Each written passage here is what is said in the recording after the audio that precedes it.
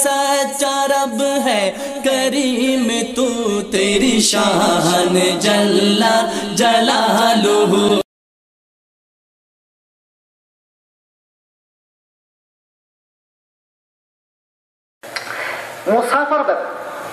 মুসাফার ব্যাপারে আমাদের এই সমস্ত ভাইরা বলেন যে মুসাফা এইটা নাকি এক হাতে হবে, দুই হাতে মুসাফা এটা বিদআত।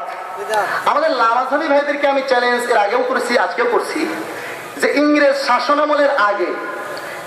শাসনামলের আগে এই মুসলিম উম্মার মধ্যে এমন কোন বইপত্র লেখা হয় নাই, কিতাব তো দূরে থাক, যেখানে দুই হাতে মুসাফাকে বিদআত বলা হয়েছে।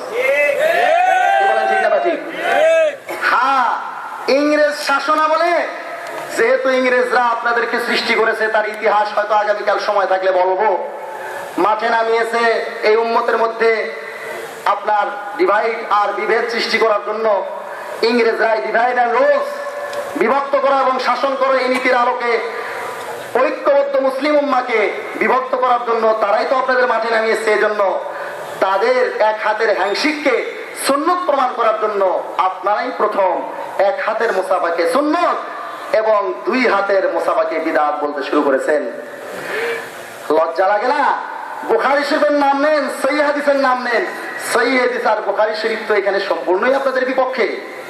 বুখারী শরীফ দ্বিতীয় খণ্ড 926 পৃষ্ঠার মধ্যে ইমাম বুখারী রাহমাতুল্লাহ আলাইহি সম্পূর্ণ একটি বাবই নিয়ে এসেছেন এই দুই হাতে মুসাফা প্রমাণ করার জন্য। 926 পৃষ্ঠা বুখারী শরীফ দ্বিতীয় খণ্ড, পৃষ্ঠার আন্দাজ নেই, 926 পৃষ্ঠা আপনার 25 নম্বর পারার একবারে শেষ পৃষ্ঠা। বাবুল মুসাফাহা এর নিচে বাবুল আখয বিল ইয়াদাইন, দুই হাত ধরে মুসাফার আলোচনা। এখানে দুই হাতে মুসাফার কথা ইমাম বুখারী রাহমাতুল্লাহ আলাইহি অধ্যায় নিয়ে এসে রাসূলুল্লাহ সাল্লাল্লাহু আলাইহি ওয়াসাল্লামের এবং হযরত আব্দুল্লাহ বিন মাসউদের মুসাফার ঘটনা এখানে উল্লেখ করেছেন। হযরত আব্দুল্লাহ বিন মাসউদ বলেন, রাসূলুল্লাহ সাল্লাল্লাহু আলাইহি ওয়াসাল্লাম আমাকে তাশাহুদ তালিম দিয়েছেন, শিক্ষা দিয়েছেন এই অবস্থায় যে আমার হাত রাসূলের হাতের মাঝে ছিল। আমার হাত রাসূলের বাইনা কাফাই, রাসূলের দুই হাতের তালুর মাঝে ছিল আমার হাত। এই অবস্থায় হুজুর আমাকে আত্তাহিয়াতু শিখিয়ে দিয়েছেন। এইখান থেকে ইমাম বুখারী রাহমাতুল্লাহ আলাইহি প্রমাণ করেছেন যে মুসাফা করতে হবে কয় হাতে? দুই হাতে। এটা সহিহ হাদিস দ্বারা এবং বুখারীর দ্বারা প্রমাণিত। তো বুখারী শরীফের কথা বলেন, মুসাফা এক হাতে সুন্নত বলেন ইংরেজদেরটাকে সুন্নত প্রমাণ করার জন্য।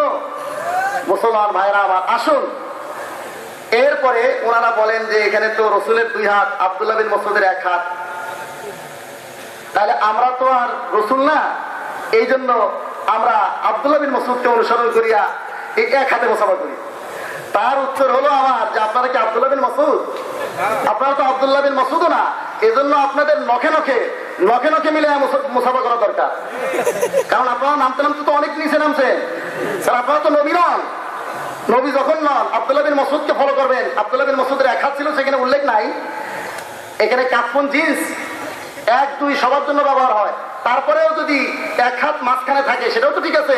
রাসূলের দুই হাতের মাঝে আব্দুল্লাহ বিন মাসউদের তো এক হাতই থাকবে, আর এক হাত তো বাইরে থাকবে, দুই হাতের দ্বারা মুসাফা হলেও দেখো না, দুই হাতের দ্বারা মুসাফা হলেও আব্দুল্লাহ বিন মাসউদের এক হাত তো বাইরেই থাকবে, রাসূলের দুই হাতের মাঝখানে কয় হাত থাকবে? সেখানেও তো আব্দুল্লাহ বিন মাসউদের এক হাত প্রমাণ হয় না। আচ্ছা আসুন আরো স্পষ্ট হাদিস আবু উমামা বাহিলি থেকে, আল মুজামুল কাবীর লিত-তাবরানী 8076 নম্বর হাদিস।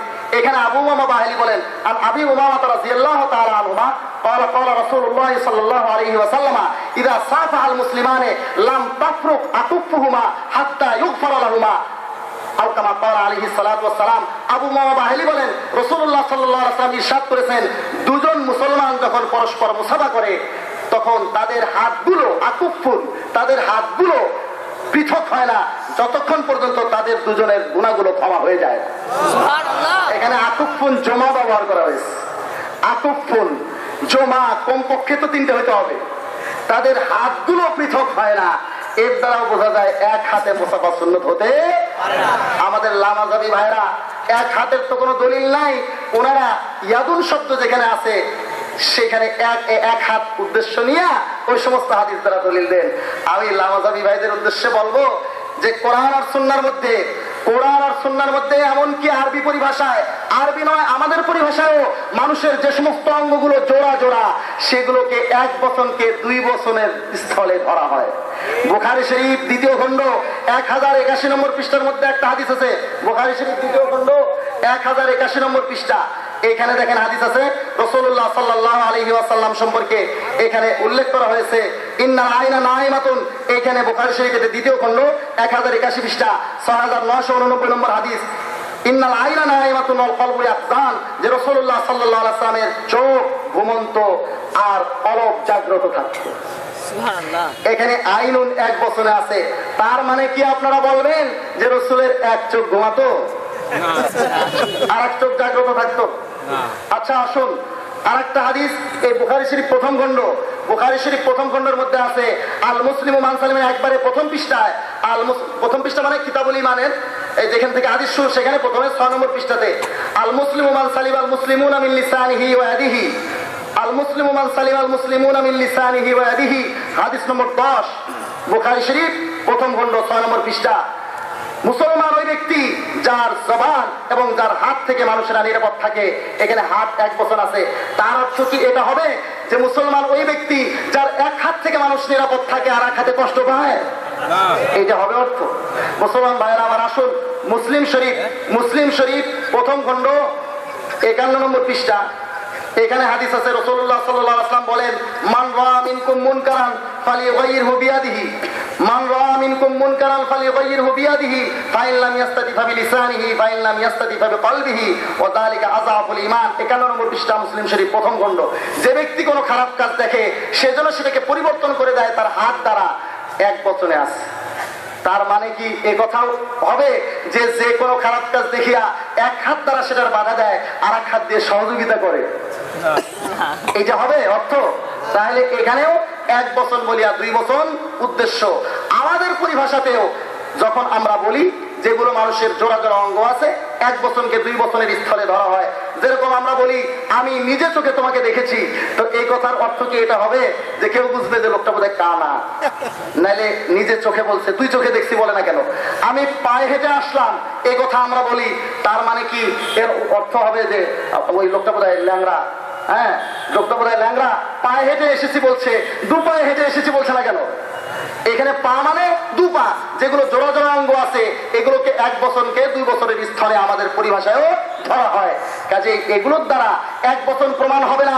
সাহস থাকলে হাদিস আনুন, চ্যালেঞ্জ থাকলো কিয়ামতের সুবহে সাদিক পর্যন্তর জন্য, যেখানে উল্লেখ আছে সাবিহু বিল ইয়াদিল ইউসরা অথবা বিল ইয়াদিল ইউমনা, ডান হাত বা বাম হাতে মুসাফা করো। কারণ শরীয়তে যে সমস্ত কাজ এক হাতে সম্পাদনের কথা আছে সেখানে হাতটা কোন হাত হবে সেটা বর্ণনা আছে। যেরকম রাসূলুল্লাহ সাল্লাল্লাহু আলাইহি ওয়াসাল্লাম বলেছেন ডান হাতে খেতে, কেন? ফাইন্নাশ শাইতানা ইয়াকুলু বিশিমালিহি ওয়া ইয়াশরাবু বিশিমালিহি, কারণ শয়তান বাম হাতে খায়, বাম হাতে পান করে, তোমরা ডান হাতে খাবে। ইস্তেনজা এক হাতে হবে, বাম হাতে, এজন্য হুজুর বলেছেন ওয়ালা ইয়াতামাসসাহ বিয়ামিনিহি, কেউ যেন ইস্তেনজা ডান হাতে না করে। যদি এক হাতে হতো তাহলে শরীয়তে যে সমস্ত কাজ এক হাতে সম্পাদনের কথা আছে সেখানে হাত নির্দিষ্ট করে দেওয়া আছে। আনুন এরকম কোন হাদিস যেখানে রাসূলুল্লাহ সাল্লাল্লাহু আলাইহি ওয়াসাল্লাম বলেছেন তোমরা ডান বা বাম হাতে মুসাফা করো, অথবা হাতের সাথে ইয়াদের সাথে আল ওয়াহিদার কইদ আছে সাফিহু বিল ইয়াদিল ওয়াহিদা, এক হাতে মুসাফা করো। এই ধরনের হাদিস একটা চাই। ইনশাআল্লাহ পারবেন না এবং তাকে আমাদের সবাই সাদেক পর্যন্ত জন্যই। আল্লাহু আল্লাহু আল্লাহ আল্লাহু আল্লাহু আল্লাহু আল্লাহ।